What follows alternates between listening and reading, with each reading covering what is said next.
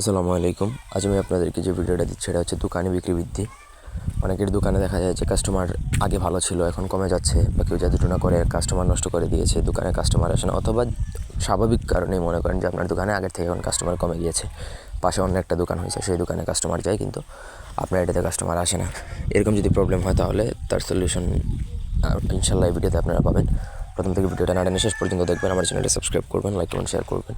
ব্যক্তিগত যে কোনো প্রয়োজন বা যে কোনো কাজের জন্য স্ক্রিনে দেওয়া নাম্বারে সরাসরি ফোনে, হোয়াটসঅ্যাপে বা ইমোতে যোগাযোগ করে যে কোনো কাজ করাতে পারবেন দেশে বা দেশের বাইরে থেকে। দেখুন নকশাটাতে, এটা হচ্ছে কঞ্জুল হাসান কিতাব থেকে।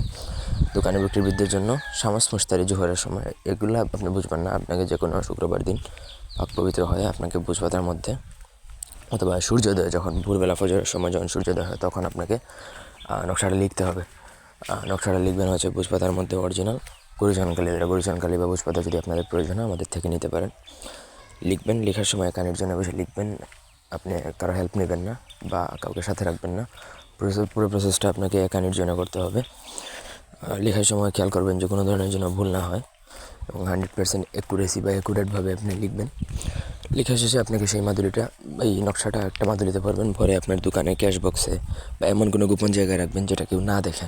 আপনি জানলেন অসুবিধা না, বা আপনার দোকানে আরও 1-2 জন জানলে জানতে পারে, এর বেশি যেন কেউ না জানে।